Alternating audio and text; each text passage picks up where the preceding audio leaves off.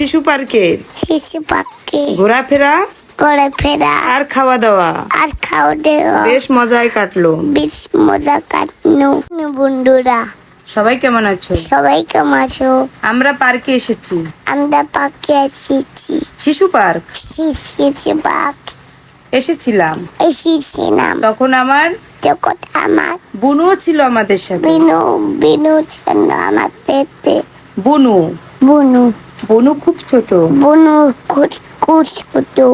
পার্কে বেশ মজা হয়েছে। দাদা ছিল, মাসি ছিল, বাবা ছিল, মাম্মাম ছিল, মামি ছিল। অনেক মজা। বন্নি যখন হেঁটে বেড়াচ্ছিল, চারদিকে ঘুরে ফিরে দেখছিল। দাদা আমার গাড়িতে উঠেছে। লজ্জা পেয়ে নেমে গেল। দাদার খুবই লজ্জা লাগে। কেউ তাকে ভিডিও করলে আমার আবার এত বেশি লজ্জা নেই। আমি সবই পারি। তোমরা আমার ভিডিও দেখো, তাহলে আমার খুব ভালো লাগবে। আমি এখন মামা বাড়ি আছি। বেশ মজা করছি। আমার মামি আছে। আমাকে অনেক বেশি ভালোবাসে। আমিও মামিকে ভালোবাসি। আমার মামি অনেক ভালো। আমরা দেখো পার্কে এসে কত মজা করেছিলাম। আমার বন্নি তো চারিদিকে ঘুরে ঘুরে দেখছিল। ওর অনেক মজা লাগছিল। বলো, কষ্ট হয়ে গেছে। এখন একটু জিরিয়ে নেই। আবার বলবো। ঠিক আছে।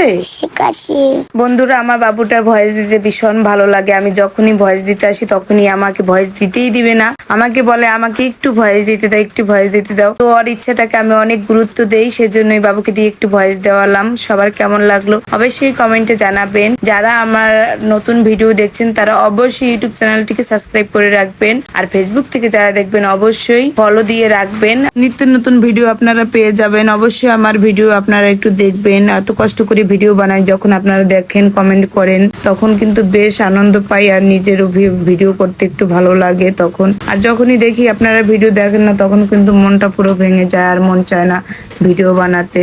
তাই অবশ্যই আপনারা বেশি বেশি করে আমার ভিডিও দেখবেন। আর আমি এখন ভয়েস দিচ্ছি, বাবু আবার ভয়েস দিতে চাচ্ছিল। ওকে বারণ করলাম যে বাবা তোমার দেওয়া লাগবে না, কারণ ও ছোট মানুষ, তোর কষ্ট হয়ে যায় ভয়েস দিতে, সেই জন্য বাবুকে দিয়ে আর দেওয়ালাম না। বাবু যখন বড় হবে, ভালোভাবে কথা বলতে শিখবে, তখন ও নিজেই দিবে ভয়েস। ওর অনেক পছন্দ ভয়েস দেওয়াটা। তো আমরা ওই দিন গিয়েছিলাম পার্কে। এটা অনেক দিন আগের ভিডিও। অনন্যা যখন আসছিল আমাদের বাসায় 6-7 দিন হয়, সেই সময়কারের ভিডিও। তো তারপরে আর আপলোড করা হয়নি। অনন্যা যেদিন আসছিল তার পরের দিনই আমার বড় দিদি আসছিল। তার 2 দিন পরে আমরা সবাইকে নিয়ে এসে পড়েছিলাম শিশু পার্কে। বাবুকে নিয়ে মাঝে মধ্যে এখানে আসা হয়, আর আসার পরই বাবু অনেকগুলো খেলনায় উঠেছে। তো এরপরে আমরা উঠছিলাম এই দোলনাটা ঘোরানোর আগ পর্যন্ত বাবু উঠতে চাচ্ছিল না। যেই ঘোরা শুরু হয়ে গেছে তখন ও অনেক কান্নাকাটি শুরু করেছিল যে আমি উঠবো মামামের সাথে। শেষ সময়ে যখন থামবে তখন অনেক কষ্ট করে বাবুকে এনেছিলাম। একটু হলে বিপদ ঘটে যেত, এরকম একটা অবস্থা হয়েছিল। অনেক ভয় পেয়েছিলাম আসলে। পরবর্তীতে একটু পরেই শুনি অনন্যার বমি আসতেছে।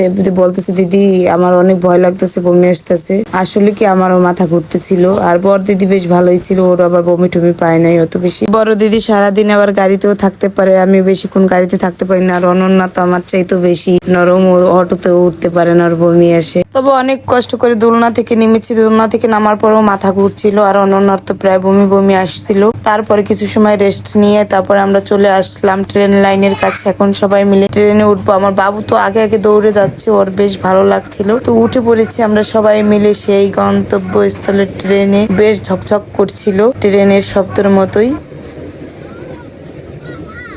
ট্রেন থেকে নামতে নামতে দেখি সন্ধ্যা হয়ে আসছে, আর সন্ধ্যার পরের ভিউটা দেখুন কি অসাধারণ লাগছে এখানের ভিউটা।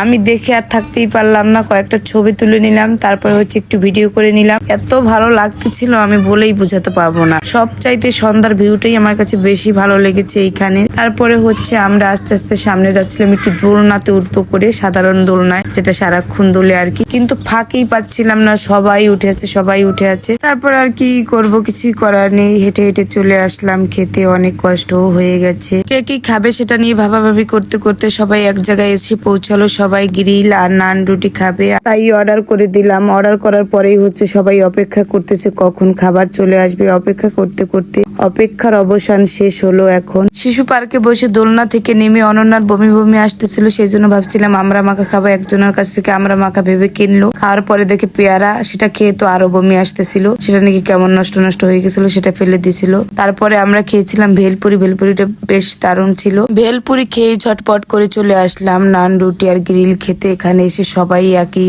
মত, সবাই নান রুটি আর গ্রিল খাবে। সবাই বক বক বন্ধ করে খাওয়া শুরু করে দিও, যে যার মতো খাওয়া শুরু করলো। তো আমার তো বেশ পছন্দ নান রুটি আর গ্রিল। কে কে পছন্দ করেন অবশ্যই কমেন্টে জানাবেন। তো খাওয়ার আগে অনন্য আবার একটু ছবি তুলে নিল। আজকের ভিডিওটা বন্ধুরা এই পর্যন্তই। আবার দেখা হবে নতুন ভিডিওতে। সে পর্যন্ত সবাই ভালো থাকবেন, সুস্থ থাকবেন। হরে কৃষ্ণ, রাধে।